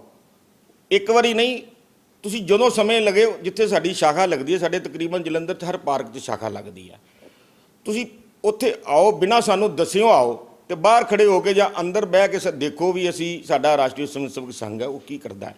ਅਤੇ ਤੁਹਾਨੂੰ ਉੱਥੋਂ ਪਤਾ ਲੱਗੇਗਾ ਰਾਸ਼ਟਰੀ ਸਵੈਮ ਸੇਵਕ ਸੰਘ ਜਿਹੜਾ ਉਹ ਸਿਰਫ ਸਮਾਜ ਨੂੰ ਸੇਧ ਦੇਣ ਦੇ ਲਈ ਹੈ, ਰਾਸ਼ਟਰ ਸੇਵਾ ਦੇ ਲਈ ਹੈ, ਰਾਸ਼ਟਰ ਨੂੰ ਸਮਰਪਿਤ ਹੈ ਸਾਡਾ ਰਾਸ਼ਟਰੀ ਸਵੈਮ ਸੇਵਕ ਦਾ ਕਾਰਿਆਕਰਤਾ। ਤੁਸੀਂ ਇੱਕ ਵਾਰੀ ਜ਼ਰੂਰ ਆਓ, ਆ ਕੇ ਦੇਖੋ। ਕਿਸਾਨ ਜਿਹੜੇ ਨੇ ਉਹ ਮੋਰਚਾ ਲਾ ਕੇ ਬੈਠੇ ਨੇ, ਤੁਸੀਂ ਕਹਿੰਦੇ ਹੋ ਕਿ ਸਾਡੇ ਕੋਲ ਆਓ, ਸ਼ਾਖਾ ਦੇ ਵਿੱਚ ਆਓ ਔਰ ਦੇਖੋ ਅਸੀਂ ਕੀ ਕਰਦੇ ਹਾਂ, ਫਿਰ ਉਸ ਤੋਂ ਬਾਅਦ ਕਿਸੇ ਨਤੀਜੇ 'ਤੇ ਪਹੁੰਚੋ। ਕਿਸਾਨ ਵੀ ਕਹਿੰਦੇ ਨੇ ਸਾਡੇ ਕੋਲ ਆ ਕੇ ਦੇਖੋ ਅਸੀਂ ਕੀ ਗਲਤ ਕਰ ਰਹੇ ਹਾਂ। ਕਿੱਥੇ ਟਕਰਾਅ ਹੈ? ਕਿਉਂ ਨਹੀਂ ਹੁਣ ਤੱਕ ਹੱਲ ਨਿਕਲ ਪਾ ਰਿਹਾ? ਮੈਂ ਇਸ ਗੱਲ ਨੂੰ ਛੱਡ ਦਿੰਦਾ ਵਾਂ ਕਿ ਤੁਸੀਂ ਬੀਜੇਪੀ ਦੇ ਇੱਕ ਸਪੋਕਸਪਰਸਨ ਹੋ ਜਾਂ ਜਨਰਲ ਸੈਕਟਰੀ ਹੋ ਜਾਂ ਇਸ ਅਹੁਦੇ ਦੇ ਉੱਤੇ ਹੋ। ਉਸ ਨੂੰ ਹਟ ਕੇ ਜੇ ਇੱਕ ਇਨਸਾਨ ਦੇ ਤੌਰ 'ਤੇ ਮੈਂ ਤੁਹਾਨੂੰ ਇਹ ਪੁੱਛਾਂ ਕਿ ਕਿਉਂ ਨਹੀਂ ਹੁਣ ਤੱਕ ਹੱਲ ਨਿਕਲ ਪਾ ਰਿਹਾ, ਤਾਂ ਤੁਹਾਨੂੰ ਕਿੱਥੇ ਕਮੀ ਨਜ਼ਰ ਆਉਂਦੀ ਹੈ? ਕੀ ਉਹ ਕਿਸਾਨ ਜਿਹੜੇ ਨੇ ਉਹ ਗਲਤ ਨੇ, ਉਹਨਾਂ ਨੂੰ ਆਪਣੀ ਗੱਲ ਰੱਖਣੀ ਨਹੀਂ ਆ ਰਹੀ, ਜਾਂ ਕਿ ਸਰਕਾਰ ਦੀਆਂ ਸੱਚਮੁੱਚ ਕੁਝ ਮਜਬੂਰੀਆਂ ਨੇ ਜਿਹਦੇ ਕਰਕੇ ਉਹ ਆਪਣੇ ਪੁੱਟੇ ਹੋਏ ਕਦਮ ਜਿਹੜੀ ਹੈ ਵਾਪਸ ਨਹੀਂ ਲੈ ਪਾ ਰਹੀ? ਨਹੀਂ, ਦੇਖੋ, ਸਰਕਾਰ ਦੀਆਂ ਕੋਈ ਮਜਬੂਰੀਆਂ ਨਹੀਂ ਹੁੰਦੀਆਂ। ਸਰਕਾਰ ਜਿਹੜੀ ਹੈ ਉਹ ਲੋਕਾਂ ਦੀ ਭਲਾਈ ਦੇ ਲਈ ਹੀ ਬਣਦੀ ਹੈ, ਭਲਾਈ ਦੇ ਲਈ ਹੀ ਕੰਮ ਕਰਦੀ ਹੈ। ਸਾਡੇ ਵੀ ਪ੍ਰਧਾਨ ਮੰਤਰੀ ਜੀ ਨੇ ਕਿਸਾਨਾਂ ਦੀ ਭਲਾਈ ਲਈ ਹੀ ਕੰਮ ਕੀਤਾ। ਜਦੋਂ ਸਾਡੀ ਸਰਕਾਰ ਨਹੀਂ ਸੀ ਬਣੀ ਭਾਰਤੀ ਜਨਤਾ ਪਾਰਟੀ ਦੀ, ਉਹਨਾਂ ਨੇ ਕਿਹਾ ਸੀਗਾ ਮੈਂ ਕਿਸਾਨਾਂ ਦੀ ਆਏ ਜਿਹੜੀ ਹੈ ਉਹ ਆਉਣ ਵਾਲੇ ਸਮੇਂ ਦੇ ਅੰਦਰ ਦੁੱਗਣੀ ਕਰਾਂਗਾ। ਸੋ ਉਹਨਾਂ ਨੇ ਆਪਣਾ ਵਾਅਦਾ ਨਿਭਾਉਂਦੇ ਹੋਏ ਜਿਹੜਾ ਉਹ ਇਹ ਕੰਮ ਕੀਤਾ। ਤੁਸੀਂ ਪੁਰਾਣਾ ਇਤਿਹਾਸ ਫੋਲੋ, ਰਕੇਸ਼ ਟਕੈਤ ਜੀ ਦੇ ਪਿਤਾ ਜੀ ਕਹਿੰਦੇ ਹੁੰਦੇ ਸੀਗੇ ਵੀ ਜਿਹੜਾ ਉਹ ਕਿਸਾਨਾਂ ਨੂੰ ਖੁੱਲ੍ਹ ਹੋਣੀ ਚਾਹੀਦੀ ਹੈ, ਉਹ ਆਪਣਾ ਜਿਹੜਾ ਫਸਲ ਹੈ ਉਹ ਜਿਹੜੀ ਜਿੱਥੇ ਮਰਜ਼ੀ ਵੇਚ ਸਕੇ। ਇਸੇ ਢੰਗ ਦੇ ਨਾਲ ਮੈਂ ਕੇਜਰੀਵਾਲ ਦੇ ਵੀ ਬਿਆਨ ਸੁਣੇ ਨੇ, ਜਿਹੜੇ ਮੁੱਖ ਮੰਤਰੀ ਨੇ ਦਿੱਲੀ ਦੇ, ਉਹਨਾਂ ਨੇ ਵੀ ਇਹ ਗੱਲ ਕਹੀ ਸੀਗੀ ਵੀ ਕਿਸਾਨਾਂ ਨੂੰ ਖੁੱਲ੍ਹ ਹੋਣੀ ਚਾਹੀਦੀ ਹੈ। ਸੁਖਬੀਰ ਸਿੰਘ ਬਾਦਲ ਜੀ ਨੇ, ਉਹਨਾਂ ਨੇ ਵੀ ਗੱਲ ਕਹੀ, ਕੈਪਟਨ ਸਾਹਿਬ ਨੇ ਵੀ ਗੱਲ ਕਹੀ। ਲੇਕਿਨ ਜਦੋਂ ਉਹਨਾਂ ਨੇ ਬੀਜੇਪੀ ਦੇ ਰੁਤਬਾ ਵੱਧਦਾ ਦੇਖਿਆ ਵੀ ਬੀਜੇਪੀ ਦਾ ਇੱਕ ਵੱਟ ਵਰਿਕਸ਼ ਦੀ ਤਰ੍ਹਾਂ ਪੂਰੇ ਹਿੰਦੁਸਤਾਨ ਦੇ ਅੰਦਰ ਜਿਹੜੀ ਉਹ ਛਾ ਗਈ ਹੈ, ਤੇ ਕਾਂਗਰਸ ਜਿਹੜੀ ਆ ਲੁਪਤ ਹੋ ਰਹੀ ਹੈ। ਸੋ ਉਹਨਾਂ ਨੇ ਇਹ ਸਟੰਟ ਜਿਹੜਾ ਕਾਂਗਰਸੀ ਇਹਨਾਂ ਨੇ ਕਾਂਗਰਸੀਆਂ ਨੇ ਜਿਹੜਾ ਬਾਕੀ ਅਦਰ ਪਾਰਟੀਆਂ ਨੇ ਕਮਿਊਨਿਸਟਾਂ ਨੇ ਇਹਨਾਂ ਨੂੰ ਜਿਹੜਾ ਉਹ ਚੁੱਕ ਦਿੱਤਾ ਵੀ ਤੁਸੀਂ ਜਿਹੜੇ ਤੁਹਾਡੇ ਕਾਲੇ ਕਾਨੂੰਨ ਹੈ ਜੀ ਅਪਣਾਉਣਾ ਜੀ। ਹਾਂ ਇੱਕ ਗੱਲ ਮੈਂ ਹੋਰ ਕਹਾਂਗਾ, ਜੇ ਕਾਨੂੰਨ ਠੀਕ ਨਾ ਹੁੰਦੇ ਤੇ ਜਿਹੜੀ ਹੁਣ ਕਿਸਾਨਾਂ ਨੇ ਆਪਣੇ ਅਕਾਊਂਟ ਨੰਬਰ ਦੇ ਕੇ ਜਿਹੜੀ ਹੈ ਪੈਸੇ ਜਿਹੜੇ ਨੇ ਆਪਣੇ ਅਕਾਊਂਟ 'ਚ ਸਾਰੇ ਪਵਾ ਲਏ। ਜਿਹੜੇ ਪੈਸੇ ਪੈ ਗਏ ਕਿਸੇ ਕਿਸਾਨ ਨੇ ਨਹੀਂ ਇੰਨੀ ਗੱਲ ਕਹੀ ਵੀ ਸਾਨੂੰ ਪੈਸੇ ਠੀਕ ਨਹੀਂ ਮਿਲੇ, ਸਗੋਂ ਕਿਸਾਨ ਤਾਂ ਖੁਸ਼ ਹੋਇਆ ਵੀ ਸਾਨੂੰ ਜਿਹੜੇ ਪੈਸੇ ਨੇ ਅੱਗੇ ਆੜਤੀਆ ਜਿਹੜਾ ਸੀਗਾ ਉਹ ਤੋੜ ਤੋੜ ਕੇ ਦਿੰਦਾ ਸੀ, ਹੁਣ ਤੇ ਸਾਡੇ ਪੈਸੇ ਇੱਕ ਮੁਸ਼ਤ ਜਿਹੜੇ ਨੇ ਉਹ ਸਾਡੇ ਖਾਤੇ 'ਚ ਪੈ ਗਏ ਨੇ। ਲੇਕਿਨ ਕਿਸਾਨਾਂ ਨੂੰ ਕੁਝ ਸ਼ਕਤੀਆਂ ਜਿਹੜੀਆਂ ਉਹ ਗੁੰਮਰਾਹ ਕਰ ਰਹੀਆਂ, ਸਿਰਫ ਮੋਦੀ ਜੀ ਦੇ ਅਸਤਿਤਵ ਨੂੰ ਜਿਹੜਾ ਵੱਧਾ ਉਹ ਦੇਖ ਨਹੀਂ ਸਕਦੀਆਂ। ਮੋਦੀ ਜੀ ਦਾ ਅਸਤਿਤਵ ਜਿਹੜਾ ਉਹ ਪੂਰੇ ਵਰਲਡ ਦੇ ਅੰਦਰ ਜਿਹੜਾ ਉਹ ਇਸ ਵੇਲੇ ਹੈ। ਸੋ ਇਹ ਸ਼ਕਤੀਆਂ ਜਿਹੜੀਆਂ ਉਹ ਸਾਡੇ ਭਾਰਤ ਨੂੰ ਵੱਧਾ ਦੇਖ ਨਹੀਂ ਸਕਦੀਆਂ, ਉਹ ਸ਼ਕਤੀਆਂ ਉਹਨਾਂ ਦੀਆਂ ਹੈਲਪ ਕਰ ਰਹੀਆਂ।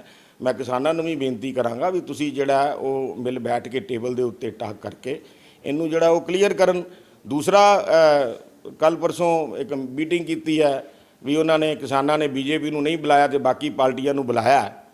ਤੇ ਤੁਸੀਂ ਦੇਖੋ ਜੇ ਬਾਕੀ ਪਾਰਟੀਆਂ ਨੂੰ ਬੁਲਾਇਆ ਤੇ ਬਾਕੀ ਪਾਰਟੀਆਂ ਨੇ ਵੀ ਤਾਂ ਇਹੋ ਹੀ ਕਿਹਾ ਵੀ ਅਸੀਂ ਜਿਹੜਾ ਉਹ ਰਾਜਨੀਤੀ ਜਿਹੜੇ ਆ ਉਹ ਜਲਸੇ ਅਸੀਂ ਬੰਦ ਨਹੀਂ ਕਰ ਸਕਦੇ, ਕਿਉਂਕਿ ਰਾਜਨੀਤਿਕ ਜਿਹੜੇ ਲੋਕ ਨੇ ਇਹੀ ਤਾਂ ਉਹਨਾਂ ਦੇ ਜਲਸਿਆਂ ਦੇ ਅੰਦਰ ਜਿਹੜਾ ਕਿਸਾਨਾਂ ਦੇ ਐਜੀਟੇਸ਼ਨ ਦੇ ਅੰਦਰ ਆਪਣੇ ਬੰਦੇ ਭੇਜਦੇ ਆ।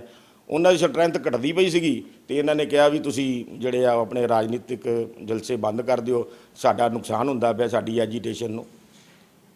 ਆਪਾਂ ਕਿਸਾਨਾਂ ਨੂੰ ਬੇਨਤੀ ਕਰਦੇ ਆ ਵੀ ਤੁਸੀਂ ਜਿਹੜਾ ਉਹ ਟਾਕ ਕਰਕੇ ਮਸਲੇ ਨੂੰ ਆਪਣਾ ਹੱਲ ਕਰਵਾਉਣ। ਵੀ ਜੇ ਕਾਨੂੰਨ ਜਿਹੜੇ ਆ ਉਹ ਠੀਕ ਨੇ, ਸਰਕਾਰ ਕਹਿੰਦੀ ਵੀ ਠੀਕ ਹੈ, ਜੇ ਨਹੀਂ ਠੀਕ ਹੋਣਗੇ ਫਿਰ ਵੀ ਐਜੀਟੇਸ਼ਨਾਂ ਹੋ ਸਕਦੀਆਂ, ਐਜੀਟੇਸ਼ਨ ਕੋਈ ਰਹਿ ਥੋੜ੍ਹੀ ਸਕਦੀ ਆ।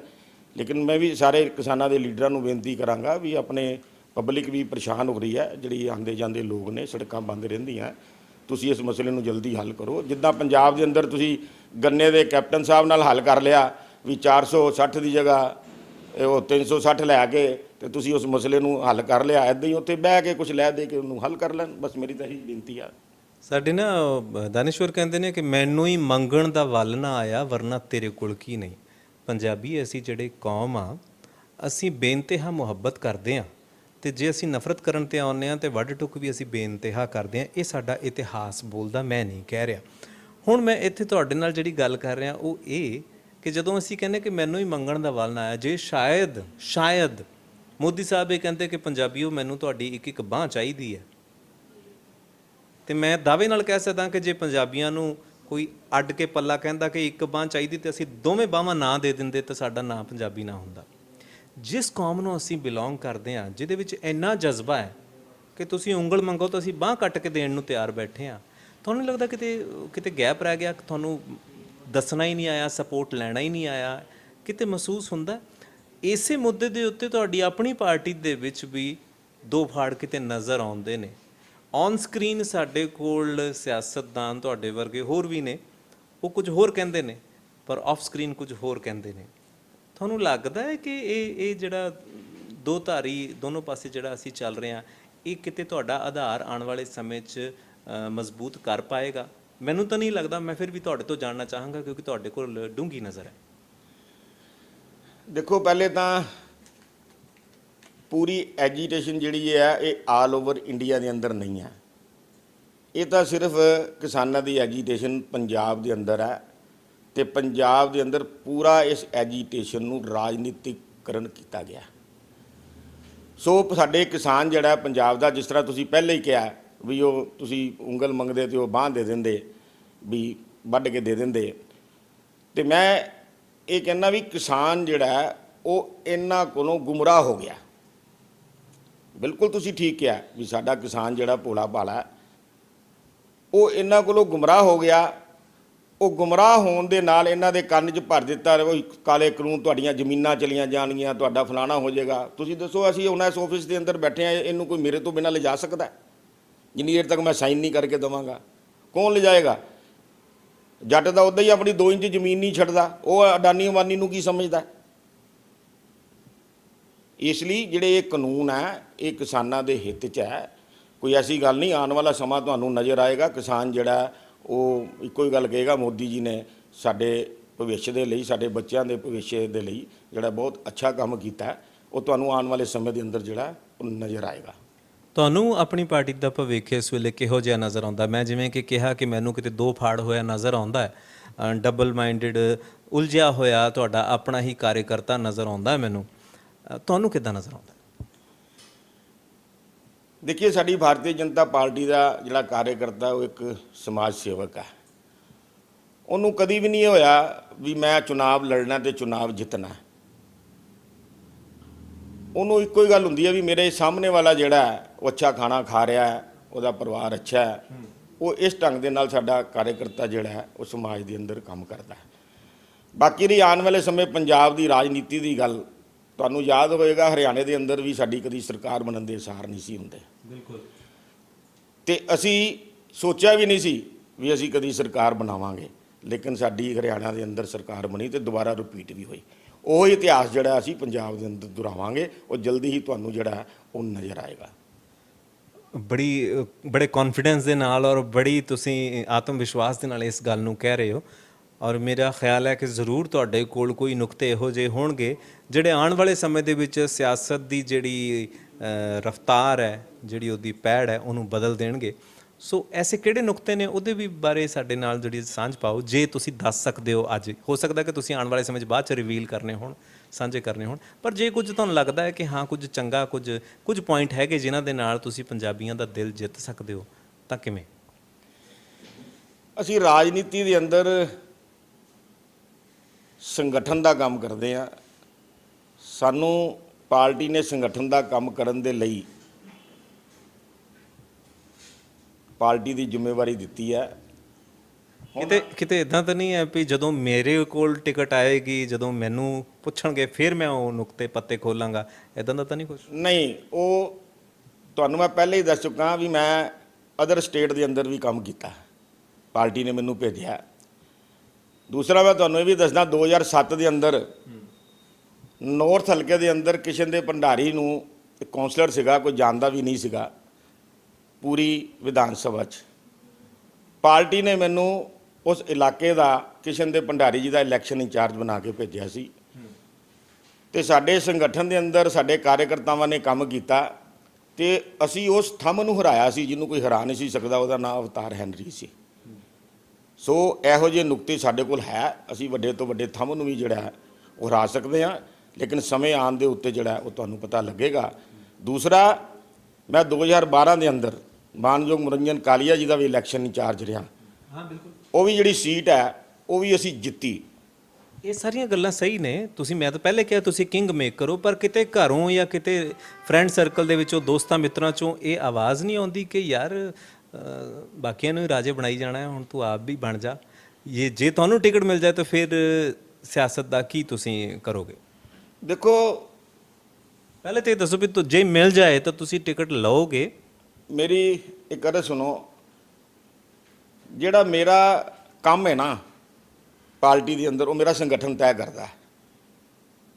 ਮੈਂ ਆਪਣੇ ਆਪ ਕਦੀ ਵੀ ਕੋਈ ਕੰਮ ਤੈਅ ਨਹੀਂ ਕੀਤਾ ਵੀ ਮੈਨੂੰ ਇਹ ਜ਼ਿੰਮੇਵਾਰੀ ਦਿਓ। ਸੰਗਠਨ ਦੇ ਅੰਦਰ ਜਿਹੜੇ ਸਾਡੇ ਲੀਡਰ ਨੇ, ਜਿਹੜੇ ਸੰਗਠਨ ਨੂੰ ਚਲਾਉਂਦੇ ਨੇ, ਮੇਰੀ ਜ਼ਿੰਮੇਵਾਰੀ ਜਿਹੜੀ ਆ ਉਹ ਤੈਅ ਕਰਦੇ ਨੇ।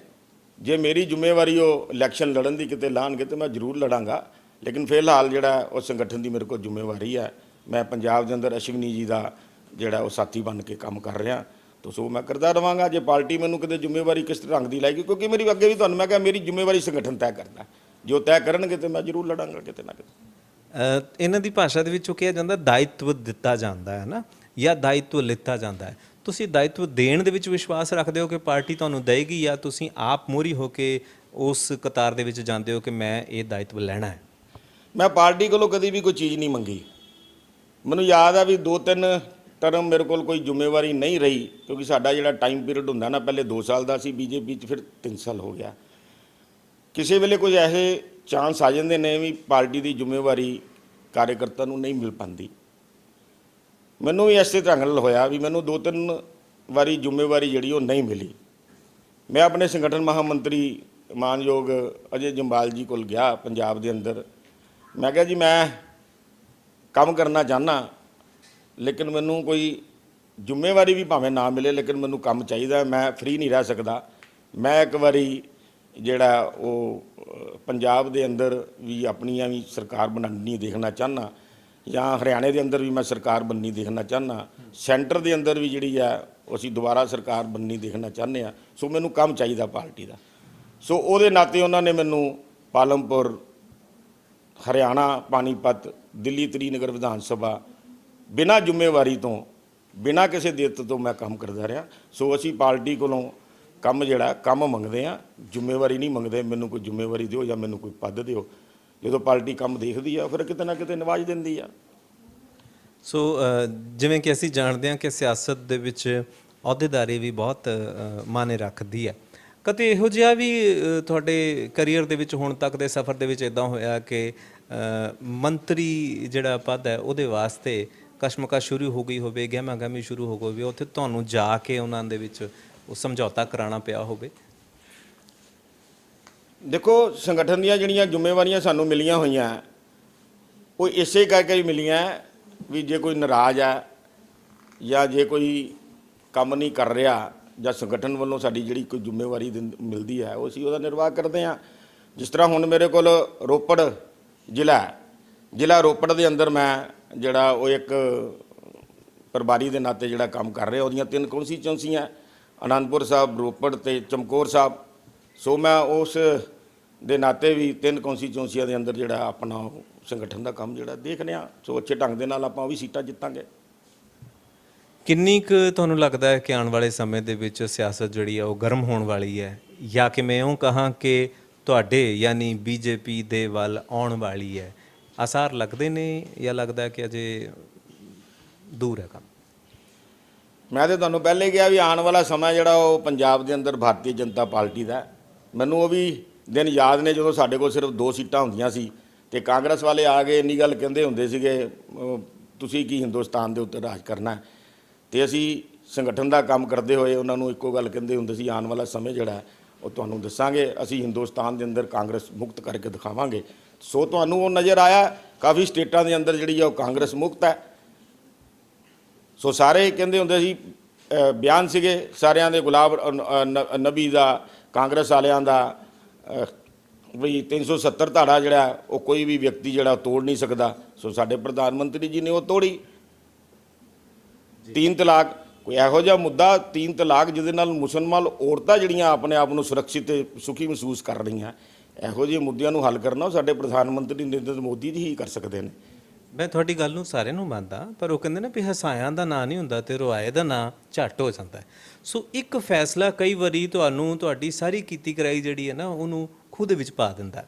ਇਸ ਵੇਲੇ ਹਾਲਾਤ ਇਉਂ ਲੱਗਦੇ ਨੇ, ਪਰ ਤੁਸੀਂ ਜਿੰਨੀ ਆਤਮ ਵਿਸ਼ਵਾਸ ਦੇ ਨਾਲ ਇਹ ਗੱਲ ਕਹਿ ਰਹੇ ਹੋ ਕਿ ਬੀਜੇਪੀ ਦਾ ਰਾਜ ਹੋਏਗਾ, ਔਰ ਅਸੀਂ ਉਮੀਦ ਕਰਦੇ ਹਾਂ ਵੀ ਤੁਹਾਡੇ ਕੋਲ ਜ਼ਰੂਰ ਕੁਝ ਇਹੋ ਜਿਹੀਆਂ ਕੋਈ ਹੋਣਗੇ ਤੁਹਾਡੇ ਕੋਲ ਕਾਰਡ ਜਿਨ੍ਹਾਂ ਦੇ ਨਾਲ ਤੁਸੀਂ ਆਉਣ ਵਾਲੇ ਸਮੇਂ ਦੇ ਵਿੱਚ ਜਿਹੜਾ ਵੋਟਰ ਹੈ ਉਹਦਾ ਦਿਲ ਜਿੱਤ ਪਾਓ।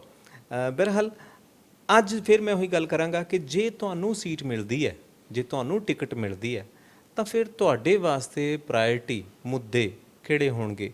ਸਾਡੇ ਆਪਣੇ ਸ਼ਹਿਰ ਦੇ ਮੁੱਦੇ ਨੂੰ ਲੈ ਕੇ ਤੁਸੀਂ ਗੱਲ ਕਰੋਗੇ, ਜਾਂ ਕਿ ਤੁਸੀਂ ਸਟੇਟ ਲੈਵਲ ਦੇ ਜਿਹੜੇ ਮੁੱਦੇ ਨੇ ਉਹਨਾਂ ਨੂੰ ਲੈ ਕੇ ਗੱਲ ਕਰਨਾ ਚਾਹੋਗੇ?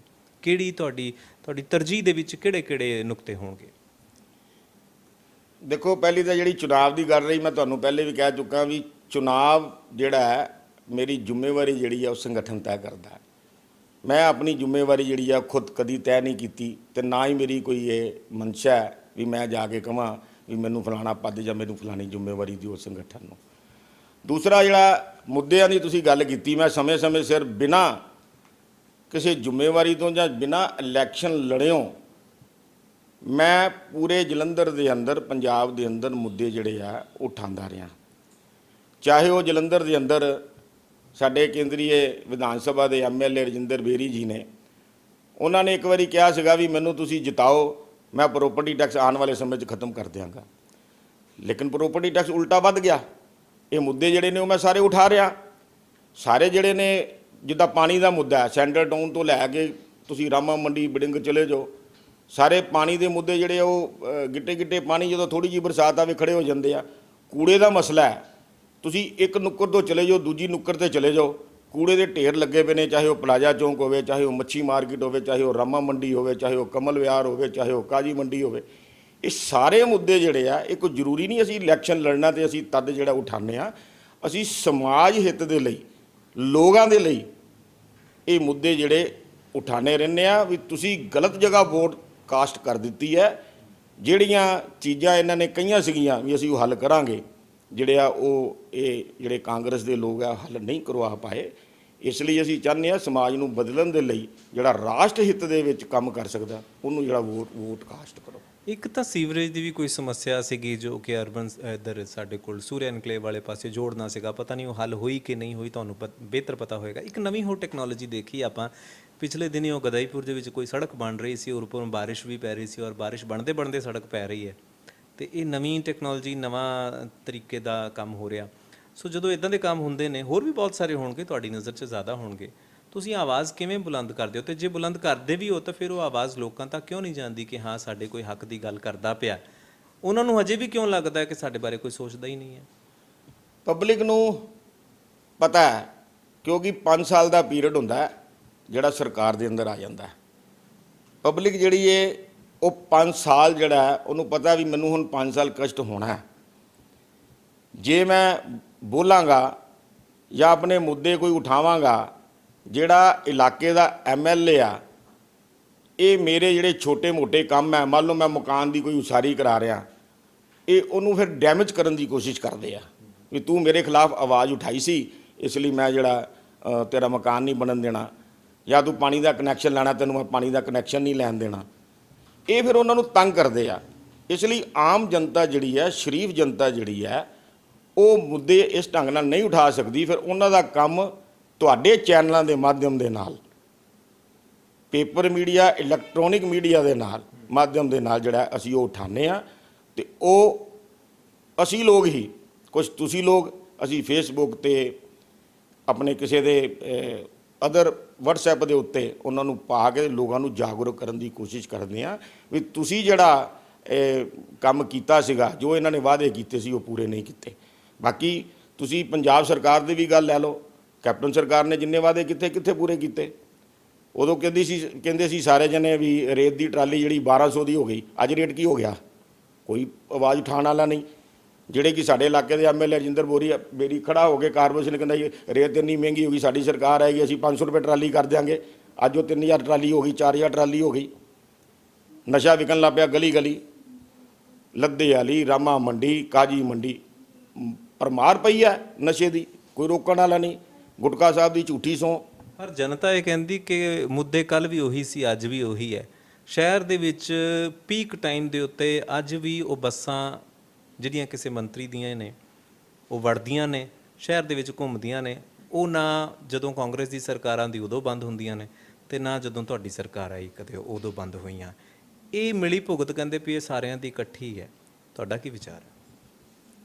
ਦੇਖੋ, ਜਿੱਥੋਂ ਤੱਕ ਮੈਂ ਕਹਿੰਦਾ ਭਾਰਤੀ ਜਨਤਾ ਪਾਰਟੀ ਦੀ ਕਿਸੇ ਵੀ ਇਹੋ ਜਿਹੀ ਚੀਜ਼ ਨਾਲ ਕੰਪਰੋਮਾਈਜ਼ ਨਹੀਂ ਕਰਦੀ ਜਿੱਥੇ ਪਬਲਿਕ ਨੂੰ ਨੁਕਸਾਨ ਹੁੰਦਾ ਹੋਵੇ। ਬਾਕੀ ਹਾਂ, ਕੋਈ ਆਫੀਸਰ ਲੋਕ ਜਿਹੜੇ ਨੇ, ਮੈਂ ਹੋ ਸਕਦਾ ਵੀ ਇਸ ਚੀਜ਼ ਨੂੰ ਨਾ ਦੇਖਦੇ ਹੋਣ, ਲੇਕਿਨ ਮੈਂ ਉਹਨਾਂ ਨੂੰ ਜਿਨ੍ਹਾਂ ਦੀਆਂ ਟਰਾਂਸਪੋਰਟ ਇਸ ਢੰਗ ਨਾਲ ਸ਼ਹਿਰ ਦੇ ਅੰਦਰ ਹੈ, ਮੈਂ ਉਹਨਾਂ ਨੂੰ ਵੀ ਬੇਨਤੀ ਕਰਾਂਗਾ ਵੀ ਆਪਣਾ ਸ਼ਹਿਰ ਜਿਹੜਾ ਬੜਾ ਵੱਡਾ ਵਸ ਚੁੱਕਿਆ ਹੈ, ਬਾਹਰ ਬੜੀਆਂ ਜਗ੍ਹਾ ਹੈ, ਹੁਣ ਆਪਾਂ ਉਹਨੂੰ ਜਿਹੜੀ ਟਰਾਂਸਪੋਰਟੇਸ਼ਨ ਹੈ ਆਪਾਂ ਖੁਦ ਹੀ ਬਾਹਰ ਲੈ ਜਾਈਏ ਤਾਂ ਕਿ ਜਿਹੜੀ ਆਮ ਪਬਲਿਕ ਹੈ ਉਹਨੂੰ ਜਿਹੜੀ ਹੈ ਉਹ ਜਿਹੜਾ ਉਹਨਾਂ ਦਾ ਆਉਣਾ ਜਾਣਾ ਆਵਾਜਾਈ ਜਿਹੜੀ ਉਹ ਠੀਕ ਢੰਗ ਨਾਲ ਚੱਲ ਸਕੇ। ਇਹਨਾਂ ਨੇ ਵੀ ਕਿਹਾ ਕਿ ਬੇਨਤੀ ਕਰਾਂਗਾ, ਯਾਨੀ ਅਗਰ ਬੇਨਤੀ ਦਾ ਅਸਰ ਹੋਣਾ ਹੁੰਦਾ ਤਾਂ ਹੁਣ ਤੱਕ ਸ਼ਾਇਦ ਹੋ ਚੁੱਕਾ ਹੁੰਦਾ। ਹੁਣ ਸ਼ਾਇਦ ਕੁਝ ਜਿੱਦਾਂ ਅਸੀਂ ਕਹਿੰਦੇ ਹਾਂ ਕਿ ਸਾਮ ਦਾਮ ਦੰਡ ਭੇਦ ਕੰਮ ਕਰਾਉਣ ਦੇ ਹੋਰ ਤਰੀਕੇ ਸਾਨੂੰ ਲੱਭਣੇ ਪੈਣਗੇ, ਦੇਖਣੇ ਪੈਣਗੇ। ਕੋਈ ਖਾਸ ਇਹੋ ਜਿਹਾ ਵਿਜ਼ਨ ਜਿਹੜਾ ਤੁਸੀਂ ਲੈ ਕੇ ਚੱਲਦੇ ਹੋਵੋ ਕਿ ਆਉਣ ਵਾਲੇ ਸਮੇਂ ਦੇ ਵਿੱਚ ਮੈਂ ਇਹ ਚਾਹੁੰਦਾ ਵਾਂ ਕਿ ਸਾਡੇ ਦੇਸ਼ ਦੀ ਨੁਹਾਰ, ਸਾਡੇ ਸਮਾਜ ਦੀ ਨੁਹਾਰ ਇੱਦਾਂ ਹੋਵੇ ਔਰ ਉਹਦੇ 'ਚ ਮੇਰਾ ਕੰਟਰੀਬਿਊਸ਼ਨ, ਤੁਹਾਡਾ ਆਪਣਾ ਜਿਹੜਾ ਯੋਗਦਾਨ ਹੈ ਉਹ ਇੱਦਾਂ ਦਾ ਹੋਵੇ, ਉਹ ਤੁਸੀਂ ਸਾਡੇ ਨਾਲ ਜੇ ਸਾਂਝਾ ਕਰ ਸਕੋ? ਦੇਖੋ, ਮੈਂ ਤਾਂ ਆਉਣ ਵਾਲੇ ਜਿਹੜੇ ਵੀ ਚੁਣਾਵ ਲੜਦੇ ਨੇ ਜਾਂ ਜਿਹੜੇ ਵੀ ਨੁਮਾਇੰਦੇ ਬਣਨਗੇ, ਮੈਂ ਤਾਂ ਉਹਨਾਂ ਨੂੰ ਇੱਕੋ ਹੀ ਬੇਨਤੀ ਕਰਾਂਗਾ ਵੀ ਸਾਡੇ ਪੰਜਾਬ ਨੂੰ ਜਿਹੜਾ ਉਹ ਪੰਜਾਬ ਜਿਹੜਾ ਰਹਿਣ ਦਿਓ। ਨਸ਼ਾ ਮੁਕਤ ਜਿਹੜਾ ਉਹ ਪੰਜਾਬ ਹੋਣਾ ਚਾਹੀਦਾ, ਭ੍ਰਿਸ਼ਟਾਚਾਰ ਜਿਹੜਾ ਉਹ ਨਹੀਂ ਹੋਣਾ ਚਾਹੀਦਾ। ਜਿਹੜੀ ਆਮ ਜਨਤਾ ਜਿਹੜੀ ਹੈ ਉਹ ਜਿੱਥੇ ਜਾਵੇ ਆਪਣਾ ਕੰਮ ਜਿਹੜਾ ਉਹ ਭਲੀ ਭਾਂਤੀ ਕਰਾ ਸਕੇ। ਸੋ ਆਉਣ ਵਾਲੇ ਸਮੇਂ 'ਚ ਤੁਹਾਨੂੰ ਦੇਖਣ ਨੂੰ ਵੀ ਮਿਲਦਾ ਹੈ ਵੀ ਤੁਹਾਨੂੰ ਕਿਸੇ ਦਫ਼ਤਰਾਂ ਦੇ ਅੰਦਰ ਜਾਣ ਦੀ ਲੋੜ ਨਹੀਂ, ਤੁਸੀਂ ਆਨਲਾਈਨ ਕੰਮ ਕਰੋ ਤੇ ਆਪਣਾ ਫਾਰਮ ਭਰੋ। ਮੇਰਾ ਹੁਣ ਲਾਇਸੈਂਸ ਸੀਗਾ ਅਸੀਂ ਆਨਲਾਈਨ ਭਰਿਆ, ਪੈਸੇ ਭਰੇ ਤੇ ਮੇਰਾ ਲਾਇਸੈਂਸ ਜਿਹੜਾ ਉਹ ਘਰ ਆ ਗਿਆ। ਸਿਰਫ ਮੈਨੂੰ ਫੋਟੋ ਖਿਚਾਉਣ ਜਾਣਾ ਪਿਆ। ਭਲੇ ਅਸੀਂ ਸਾਨੂੰ ਉੱਥੇ ਜਾਣਾ ਪੈਂਦਾ ਸੀਗਾ, ਉੱਥੇ ਦੇ ਜਿਹੜੇ ਦਲਾਲ ਸੀ ਉਹਨਾਂ ਨੂੰ ਮਿਲਣਾ ਪੈਂਦਾ ਸੀਗਾ, ਉਹਨਾਂ ਨੂੰ ਪੈਸੇ ਦੇਣੇ ਪੈਂਦੇ ਸੀ। ਸੋ ਇਹ ਬਦਲਾਵ ਨਰਿੰਦਰ ਮੋਦੀ ਜੀ ਦੇ ਸਰਕਾਰ ਦੇ ਵੇਲੇ ਤਾਂ ਹਰ ਸਟੇਟ ਦੇ ਅੰਦਰ ਬਦਲਾਵ ਤਾਂ ਸ਼ੁਰੂ ਹੈ। ਆਉਣ ਵਾਲੇ ਸਮੇਂ ਦੇ ਅੰਦਰ ਤੁਸੀਂ ਹੋਰ ਬਦਲਾਵ ਦੇਖੋਗੇ। ਥੋੜਾ ਸਮੇਂ ਤਾਂ ਚਾਹੀਦਾ ਹੀ ਹੁੰਦਾ। 70 ਸਾਲ ਜਿਹੜਾ ਉਹਨਾਂ ਨੇ ਕਾਂਗਰਸ ਨੇ ਜੋ ਕੀਤਾ ਉਹਨੂੰ ਠੀਕ ਕਰਨ ਲੱਗਿਆਂ ਸਾਨੂੰ ਵੀ 25 ਸਾਲ ਤਾਂ ਚਾਹੀਦੇ ਹੀ ਹੈ। इब्तदाए सियासत है रोता है क्या, आगे आगे देखिए होता है क्या। ਸੋ ਬੀਜੇਪੀ ਦੇ ਇਹ ਥੰਮ ਨੇ ਜਿਹੜੇ ਆਉਣ ਵਾਲੇ ਸਮੇਂ ਦੇ ਵਿੱਚ ਸਿਆਸਤ ਦੀ ਨੁਹਾਰ ਨੂੰ ਬਦਲਣ ਵਾਲੇ ਨੇ, ਔਰ ਜਿਸ ਆਤਮ ਵਿਸ਼ਵਾਸ ਦੇ ਨਾਲ, ਜਿਸ ਕੌਨਫੀਡੈਂਸ ਦੇ ਨਾਲ ਇਹ ਕਹਿ ਰਹੇ ਨੇ ਕਿ ਸਿਆਸਤ ਦਾ ਰੰਗ ਬਦਲੇਗਾ, ਉਮੀਦ ਕਰਦੇ ਹਾਂ ਔਰ ਦੇਖਦੇ ਹਾਂ ਆਉਣ ਵਾਲੇ ਸਮੇਂ ਦੇ ਵਿੱਚ ਇਹ ਕਿਸ ਤਰੀਕੇ ਦੇ ਨਾਲ ਪੰਜਾਬ ਦੀ ਸਿਆਸਤ ਨੂੰ ਹੋਰ ਉਸਾਰੂ ਬਣਾ ਸਕਦੇ ਨੇ। ਥੋੜ੍ਹੇ ਜਿਹੇ ਸਮੇਂ ਦੇ ਵਿੱਚ ਤੁਸੀਂ ਬਹੁਤ ਸਾਰੀਆਂ ਗੱਲਾਂ ਇਸ਼ਾਰਿਆਂ ਦੇ ਵਿੱਚ ਕਹੀਆਂ ਵੀ ਸਾਨੂੰ, ਔਰ ਇੱਦਾਂ ਲੱਗਦਾ ਹੈ ਕਿ ਜ਼ਰੂਰ ਤੁਹਾਡੇ ਕੋਲ ਕੁਝ ਚੀਜ਼ਾਂ ਹੈ ਨੇ ਜੋ ਆਉਣ ਵਾਲੇ ਸਮੇਂ ਦੇ ਵਿੱਚ ਕਾਰਾਮਦ ਸਾਬਿਤ ਹੋਣਗੀਆਂ ਸਿਆਸਤ ਦੇ ਵਿੱਚ। ਤੁਸੀਂ ਅੱਜ ਸਾਡੇ ਨਾਲ ਯਾਨੀ ਖੁਸ਼ਬੂ ਪੰਜਾਬ ਦੀ ਟੈਲੀਵਿਜ਼ਨ ਦੇਖਣ ਵਾਲੇ, ਚੈਨਲ ਦੇਖਣ ਵਾਲੇ ਸਾਰੇ ਦਰਸ਼ਕਾਂ ਦੇ ਨਾਲ ਇੰਨੇ ਵਿਚਾਰ ਸਾਂਝੇ ਕੀਤੇ। ਅਸੀਂ ਤਹਿ ਦਿਲੋਂ ਤੁਹਾਡੇ ਸ਼ੁਕਰਗੁਜ਼ਾਰ ਹਾਂ, ਮਸ਼ਕੂਰ ਹਾਂ। ਧੰਨਵਾਦ। ਸੋ ਧੰਨਵਾਦ ਖੁਸ਼ਬੂ ਪੰਜਾਬ ਦੇ ਚੈਨਲ ਦੀ ਦਾ, ਸਾਰੇ ਇਹਦੇ 'ਚ ਕੰਮ ਕਰ ਰਹੇ ਮਹਾਨੂਭਾਵਾਂ ਦਾ। ਸੋ ਮੈਂ ਆਉਣ ਵਾਲੇ ਸਮੇਂ ਦੇ ਅੰਦਰ ਖੁਸ਼ਬੂ ਚੈਨਲ ਜਿਹੜਾ ਉਹ ਹੋਰ ਤਰੱਕੀ ਕਰੇ, ਇਹ ਮੈਂ ਦੁਆਵਾਂ ਕਰਦਾ। ਤੇ ਇਸੇ ਢੰਗ ਦੇ ਨਾਲ ਮੇਰੀ ਇੰਟਰਵਿਊ ਨਹੀਂ, ਹਰ ਇੱਕ ਇਨਸਾਨ ਦੀ ਐਸੇ ਢੰਗ ਦੇ ਨਾਲ ਤੁਸੀਂ ਇੰਟਰਵਿਊ ਜਿਹੜੀ ਹੈ ਉਹ ਲੈਂਦੇ ਰਹੋਗੇ। ਜਿਹੜਾ ਕਿ ਸਮਾਜ ਹਿੱਤ ਦੇ ਲਈ ਜਿਹੜਾ ਉਹ ਕੰਮ ਕਰਦਾ ਹੋਵੇ ਉਹਨੂੰ ਤੁਸੀਂ ਜ਼ਰੂਰ ਉਜਾਗਰ ਕਰੋਗੇ। ਇੰਨੀਆਂ ਹੀ ਸ਼ੁਭਕਾਮਨਾਵਾਂ ਮੈਂ ਤੁਹਾਡੇ ਚੈਨਲ ਨੂੰ ਦਿੰਦਾ। ਸੋ ਦਰਸ਼ਕੋ, ਹੁਣ ਤੁਹਾਡੇ ਤੋਂ ਲੈਣੀ ਹੈ ਇਜਾਜ਼ਤ, ਪਰ ਨਾਲ ਮੈਂ ਤੁਹਾਨੂੰ ਇਹ ਵੀ ਦਰਖਾਸਤ ਕਰਨੀ ਹੈ ਕਿ ਜਦੋਂ ਤੁਸੀਂ ਇਸ ਪੂਰੇ ਇੰਟਰਵਿਊ ਨੂੰ ਵੇਖ ਲਿਆ, ਵਾਚ ਲਿਆ, ਤਾਂ ਫਿਰ ਹੋ ਸਕਦਾ ਕਿ ਤੁਹਾਡੇ ਮਨ 'ਚ ਵੀ ਕੁਝ ਸਵਾਲ ਹੋਣ, ਕੁਝ ਸੁਝਾਅ ਹੋਣ। ਉਹਨਾਂ ਸੁਝਾਵਾਂ ਨੂੰ, ਉਹਨਾਂ ਸ਼ਿਕਾਇਤਾਂ ਨੂੰ, ਉਹਨਾਂ ਸਵਾਲਾਂ ਨੂੰ ਤੁਸੀਂ ਸਾਨੂੰ ਕਮੈਂਟ ਦੇ ਵਿੱਚ ਲਿਖ ਕੇ ਦੱਸ ਸਕਦੇ ਹੋ, ਇਸ ਵਾਅਦੇ ਦੇ ਨਾਲ ਕਿ ਅਗਲੇ ਐਪੀਸੋਡ ਦੇ ਵਿੱਚ, ਅਗਲੀ ਕਿਸ਼ਤ ਦੇ ਵਿੱਚ, ਅਗਲੇ ਸ਼ੁਮਾਰੇ ਦੇ ਵਿੱਚ ਕਿਸੇ ਐਸੀ ਹੀ ਮਾਇਨਾ ਸ਼ਖਸੀਅਤ ਦੇ ਨਾਲ ਤੁਹਾਡੀ ਮੁਲਾਕਾਤ ਕਰਾਵਾਂਗੇ, ਨੁਕਤੇ ਨਜ਼ਰ ਸਮਝਾਂਗੇ ਉਹਨਾਂ ਤੋਂ ਸਿਆਸਤ ਦੇ। ਹੁਣ ਦਿਓ ਇਜਾਜ਼ਤ। ਸ਼ੁਕਰੀਆ।